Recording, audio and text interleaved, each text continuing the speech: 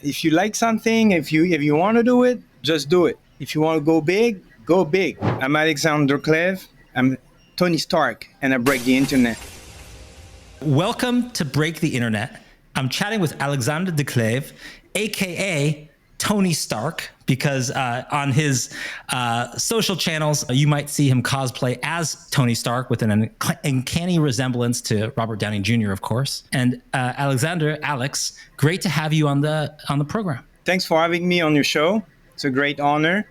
How does your journey start with this? Because when we've chatted before, you've said you're not naturally like an outgoing person. You're not the person who you necessarily would think would be Iron Man, dressed up, all of that. But yet you've gone on this journey and you've started playing the role. You've enjoyed the response you've gotten from a lot of kids and others who are big Marvel fans. So how did you get started in this journey? I'm going to try to make it short. First of all, always been like a Marvel fan.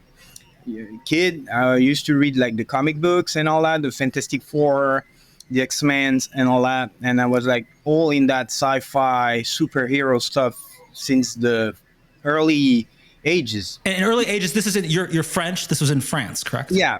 And trust me, comic book were not easy to get over there. You had to go to specialty stores, and that was harder for us there to be involved in that comic book, culture. And so that I started with that, and then of course I always been like fan of like sci-fi movies, like Star Wars franchise, like Star Trek, all those shows were like around when I was younger. And then little by little I got hooked to that Marvel, and sci-fi universe. And in 2008, you know what happened in 2008, right? Iron Man was released. So I watched all the prior movies, of course, but when Iron Man came out and RDJ made Tony Stark alive as a character, I was like instantly in love with that guy, because as everybody knows, Tony Stark and Iron Man were never been like a big character in the comics. I mean, not as big as Spider-Man, and suddenly the movie comes along, the character becomes way more important, everyone's talking about it, people really enjoy that. And I instantly fell in love with that character, which is a genius, super handy, building stuff, and he's a normal guy. So it was super realistic by then, right? So I was hooked to the character, and then of course all the other movies came out, Avengers, this and that. But that was it. I was just a fan watching movies, right? And I got older, I grew older, and people started, telling me that I was looking a little like the guy from the movies and this and that. So once, twice, couple times, and it was getting more and more and more. And I was kind of surprised because I never noticed anything, being a big Iron Man fan to begin with. Never noticed. Oh yeah, I look a little like the guy. I was like, nah. I mean, no, hell no. And like I said, I'm a guy. I'm a handy guy. I build stuff. I'm into cars, motorcycles, and stuff. So that's pretty much where I'm like, in all day. And I was like, you know what? I don't know. All that's I'm pretty sure they're in their heads, and I don't know. But when it's multiple times, it's not just once or twice. It's like coming up like pretty much all the time, and it's like, I don't know. I talked to that with a friend who's like big into the Star Wars, scene, and he told me, hey, have you ever heard about cosplay? I was like, yes, that's the little girl who dress as bunnies and stuff. I was none. I had no knowledge at all about cosplay. Okay. Nothing. Freaking nothing. Okay. And my friend told me cosplay, which of course, is kind of like derived from costume play, people dressing up as characters, and the fun that comes with that. Yeah, I never picked interest in that before. And my friend told me, you should cosplay Tony Stark and Iron Man. You'd be great.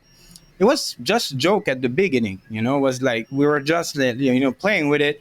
And every time I was seeing him say, did you start your cosplay? Did you did? And I was like, dude, no. Why I be dressing as a character and do that kind of stuff? He said, yeah, I'm pretty sure you'd be like big, and I help you. If you want, I can take picture. We can like put a set together and do like a photo shoot. And I was like, yeah, all right. And then he convinced me, and we did it. I was like, yeah, as a joke. I said, all right, we're gonna do it and see what happens. And I'm pretty sure I'd be ridiculous. I will be not, it's not gonna be nothing great was gonna come out of it. And we did it as a joke. And in my job, I'm like pretty picky and super, perfectionist. So we decided for about a scene we wanted to shoot, and I told him I like the scene when he's in his garage, wrenching on his arm and in his like tank top with the arc reactor and all that. They say, all right, let's do that. So I digged online, find like some props. We put the set together. I did like my hair right, the beard right, which it took me a long time to master, to be honest. Okay. And we did those pictures. Yeah, he did couple, he had like good camera. He did couple shots, lightning and all that. He's pretty good at doing photos. And we did those pictures, and he showed them to me and said, look at that, dude. That's totally Tony Stark right here. I was like, yeah, that look cool. You do good pictures, but I wasn't aware of what will happen next, right? And he said, you should be on Instagram and promote that. I said, dude, no, I won't. No, those are for my own personal record. I don't like to show them to anyone. I was ashamed a little bit about it. I was like, yeah, that's weird dressing as a guy and Okay. Yeah. Okay. I mean, I started like from far, and then And what year was this when you were kind of first experimenting this? This was, I don't recall. I think it was like 2018, 19 or something. okay. Okay. So a little before the pandemic. Okay. You're experimenting Yeah, with this. before Okay. the pandemic. Yeah, Yeah. right. A little before. And we did that photo shoot, and that was it. I was done. And those pictures were on my phone and computer for a long time. And once again, he came over to my house, and he was like, what are you going to do with those pictures? Show them to the world, dude. People got to see. I'm pretty sure you're going to like it. So I was like, okay, let's start a new Instagram page, because I had one but for cars and stuff like that, but nothing for cosplay, right? So I started California Tony Stark. I'm from California, cosplay Tony Stark, so let's do California Tony Stark, right? And that's where the journey started. I started that page. I put my picture in there, and it started with just the pictures from that first photo shoot. When did you do that? When did you start that? yeah, like I said, like 2019 or something. Okay, so 2019. Okay, I left those pictures on my Instagram page. They are like at the very bottom. That's the very first picture. I will never delete them. I see. Those are the first ones there. Okay, and then what happened after that? Yeah, people were like, the algorithm started like showing my picture to people who were like cosplay, in the cosplay scene, and they, wow, that's awesome, you should do more and this and that. I had like little, following based, starting up, and I was small. Like, I had like 50 followers for a month, like nobody. And then my friends told me you should do more pictures. So we experimented, and we did like different things. I started like getting, into it. I was like, yeah, that's fun. Why not? And people were super nice and super supportive with me. And I know who they are. I never forgot who they were at that time. And then I'm still in touch with those people who were supporting me at the beginning. And then I kept going. Nothing professional. I was just wearing, a blazer, shades, nothing crazy. So I kept going, and then my following count started like climbing a little, but nothing crazy, just like small, Okay, sure. And then what changed? When did it start growing bigger than that? It exploded on TikTok. So pandemic came around. Luckily, I was still able to work, but I had like a lot of downtime because my friend wasn't going out. We were not doing anything. We were stuck home. And then I was like, you know what? A friend of mine, another cosplayer, told me, you should start TikTok. It's fun. We do like funny videos. We dance. We do this and that. You should do it as Tony Stark and, have fun and make people smile. And I was like, yeah, why not? So again, I'm not a really outgoing person, and I was really shy. So I did like tons of drafts. Oh, I look stupid. Oh, I don't like that. And this and that. Okay. So for like hours of like filming, I was posting maybe one little small video. It was like okay to post. And I started on TikTok, same thing, wasn't big, you gotta start somewhere. And I kept going every week. I was like filming, doing like stupid little videos, nothing super elaborate, just a guy with shades, like making, trends and trying to be out there. And yeah, following count started climbing up, and people like, and I have to admit, I don't get it, but a lot of like young people and kids were watching my little videos, and they were I don't know if it was like they were thinking I was the real guy, and I was like saying, no, I'm not the real guy. I'm just pretending to be, not in a bad way, just like playing with it. Well, and now you have 1.8 million followers on TikTok, almost 12 million likes. You have a website, CaliforniaTonyStark.com.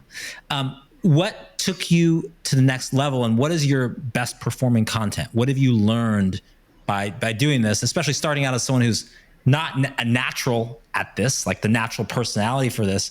What did you kind of learn and adapt to realize to be successful? Like I said, I'm like pretty perfectionist. So every video I was like filming and editing, I wanted it to be great. So I always try to make the most of it. So picking the sound, editing the right way, making like trying to make smooth transitions and all that. So the quality, I upgraded my quality in my content. And that's and was that, and what specifically was it? Like, what are you trying to, what makes the difference between high performing content and just okay content? And high performing by your standards, you have like I see here, First Flight didn't go as planned, 101 million views. Stark version, 13.5 million views. Every time when I work on something, 7.9 million views. So that's some of your best content. What is it about that you get right? I think the most important thing in all that is putting your heart into it. That test flight video wasn't meant to be online. It was just like some goofy video where my girlfriend and I are doing when we are in conventions. And this one wasn't like meant to be like online. And then I was like, one day I was like, you know what? I like it because I did the sound. I had that vibe that I will never fly, even if I'm like wearing the prototype. And I was like, I'm going to twist that with those little sound clips from the movies and this and that. And it was just a little fun video. I wasn't expecting that to blow up like at all. And then it just happened, and then it's been like that for all my content. And every time I'm trying to make something perfect, like editing, like I even had like some friend who got like professional cameras and editing studio, making like super nice content, those flops. That spirit, so when you say from your heart, it's sort of the authenticity about it, not that it was like engineered and designed to be top content. It was more that something natural that you had that you wanted to say. Yeah, and there's a big part of luck too. The algorithms, whether like TikTok or Instagram, are like unpredictable. So sometimes you post, nobody see your stuff, and some other time, boom, it blew up. And sometimes it blow up after a month. You never know. So you got to keep going and provide, the social medias. So what year did you start posting regularly, and how often do you post now? Yeah, that was like during the pandemic. Okay, so pandemic, you started posting, and what is regularly for you? How often are you posting? Is it different between TikTok, Instagram, YouTube, or are you doing the same type things, or how do you think about it differently? Yeah, TikTok, I was like filming for a day, like from early morning to late at night. I was like creating content, whether like outside, like on a set, or home, like with my little background. And I was trying to, and then I was like, during the whole week, I was watching a little what the other were doing. And I was like, that's trendy. That's not. That could be, interpreted with my stuff. And I was like kind of writing down some ideas. And when it was the time to shoot, I had like a bunch of ideas written down, and I was like just filming them. And then the next week, every day, I was posting those videos. So I had like a video a day. I see. And when you getting inspiration from other like cosplay oriented people for ideas, or is it just internet in general, just other things? Yeah, mostly cosplay and internet. Some trends like the guy with the drone. I saw that his video went viral like crazy, and I was like, yeah, I'm gonna do the same thing but with my twist on it.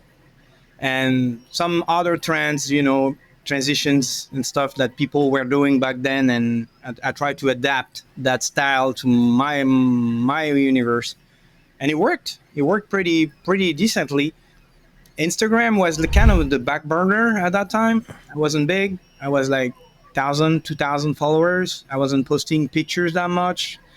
I was just more doing like videos on TikTok. That was my main focus. I was working on that a lot. Instagram was on the back burner, and at that time there were no video platform on Instagram.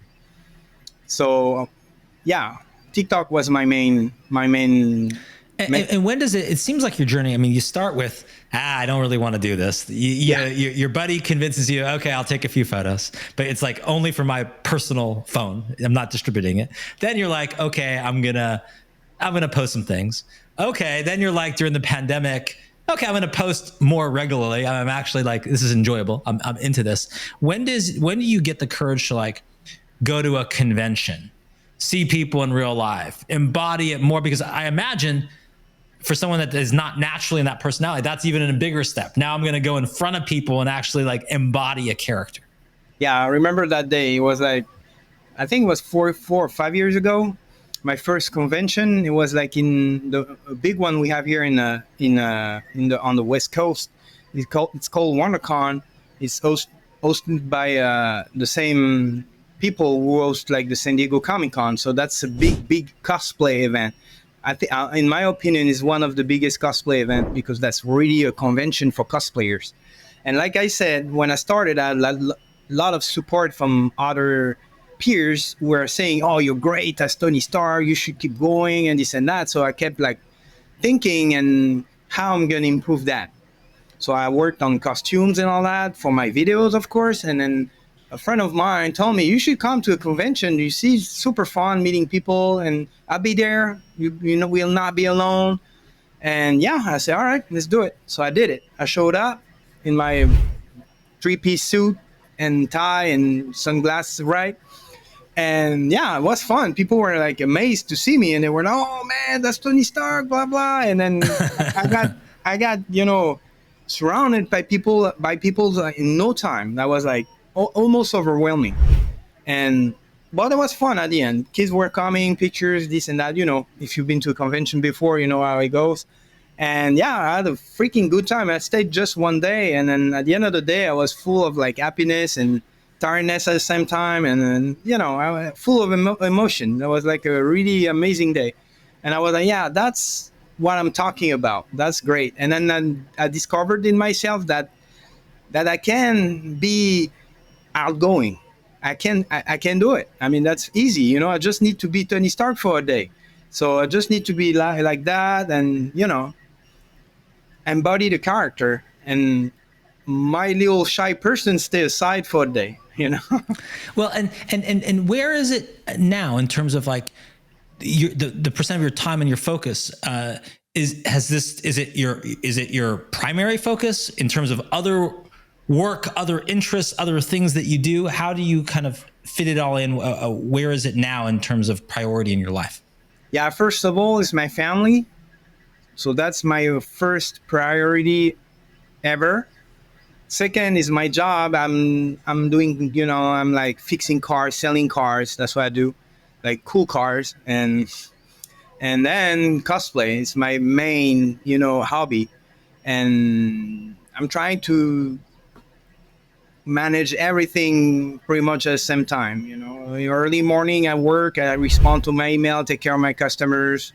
Then during the day, I'm trying to work out a little bit, and then I have like time in the shop to work on what I love the most, is building props and costumes. Well, and are we in your like shop now? This is a shop where you, for your day job, you're fixing cars. It's an No, open space. that's my home shop. That's Oh, that's where your I home do shop. my props and costumes. I see. So you have now, where you're at now, it's a like kind of like a warehouse space where you have your props, your costumes. You needed that to be able to keep track of everything. That's what we're looking at now. Yeah, I have the printers running, the paint section over there, and computer and electronics and all that. So now the new patient is like, first I was like, yeah, it's just fun to embody a guy, a character, right? And now I'm like more into the technical aspect of it. It's like building nice looking, movie accurate costume and suits. So painting, building, and that's where like I'm really excited about. And has this become, is it still a hobby for you, or has it become a business No, in some fashion? Do you consider it that, or no? no, I never did that. My main business is doing okay, and that's it's time consuming. I know when you start like being a content creator full time, or a prop maker for people who do like commission bills and all that, it takes all your time, and you don't have to time to enjoy it really yourself. I just want to keep it as a hobby and enjoy myself and do it for fun, like I always did, and I will always, do that way. It's just for fun.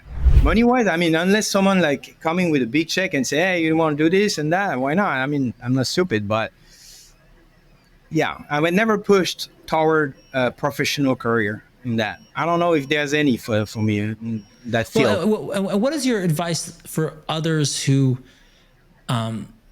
whether it's cosplay, like actually like, hey, they enjoy that, or they enjoy dressing up, or they enjoy a character, and they want to take it to the next level like you've done, or even beyond that, maybe just someone who has a certain interest or a hobby or something else that they might want to share with the world, and have, almost 2 million followers like you. What is your recommendation for what they should do, and how they should get started? Yeah, 3 words: just do it. Easy. If you like something, if you want to do it, don't be like me. At first, I was finding it, and then at the end of the day, when it was like an amazing journey, it's not finished. I'm not finished yet. I got many stuff like planned, and you gotta just do it. Jump in and don't think back. Don't look at what people are might be saying, or what if you've been judged or anything like that. Just do it. Whatever you do, cars, hobby, whatever, fishing, whatever. If you want to go big, go big. And what have you learned about the nature of fandom, enthusiasm from the Marvel universe? What has that taught you about people, and what makes people happy, and characters, and this whole entire universe, that maybe you didn't appreciate before? I think that first of all, those movies were designed in a matter of like that people got hooked. There's like a long story. If you watch those movies, they all connected, right? It was the same thing in the comics. Everything was pretty much connected.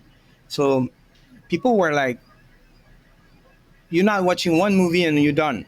You gotta keep going and enjoy all the characters. And some characters talk more to you than others. Like me, Tony Stark was a guy building stuff like me. Yeah, that's me. All right, that could be me if I was rich for real, right? And same thing with, let's say, Captain America. If people got have a great heart and love people and love helping each other, and yeah, I mean that could be their main character. And yeah, I picked Tony Stark because at first people were saying, yeah, you look a little like the guy.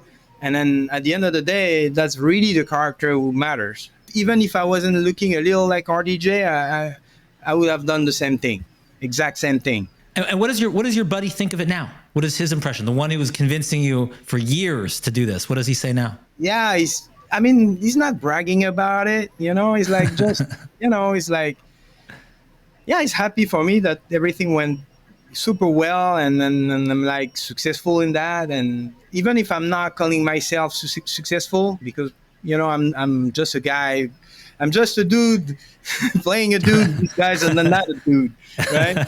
And yeah, so yeah, but I mean, what I love the most is the people, because whatever they are, like diehard cosplayers, influencers, prop makers, we all hang out and we all share the same, passions. And when we gather and we talk about, all that, it's like big communion. And that's what I love the most. When I meet with my friend now, I have like great friends in that cosplay community and then all over the world. And then never know would have been possible without starting somewhere. And, So and have you ever been contacted by either Marvel or movie company, or I don't know if you've met Robert Downey Jr. or has this ever intersected with the actual people who produce, No. the movies? no, never. Never. Never. So it's on your to-do list. Yes, exactly. So yeah, I never been invited to any premiere. I never been in any Marvel related, shows or TV or movies or whatever. I met RDJ. I never met RDJ. I saw him at Chris Hemsworth's boardwalk, celebration. He was like 5 feet away from me. Okay. Yeah, and he never turned our way, and then I never really met him in person. So, but I'm pretty sure it will happen someday. I'm sure it will. Final question. What is next for California Tony Stark? I know you said you're excited about doing the more technical aspects. I know you have other plans. What are you working on now that you're excited about? Yeah, I'm pretty sure you heard about the big news that RDJ will play another character in the MCU, right? Yes, of course. He's so are you getting ready for that as well? Yeah, of course. I am ready. And speaking of which, there you go, Doctor Doom. Yep. Right, right there. different mask, same task.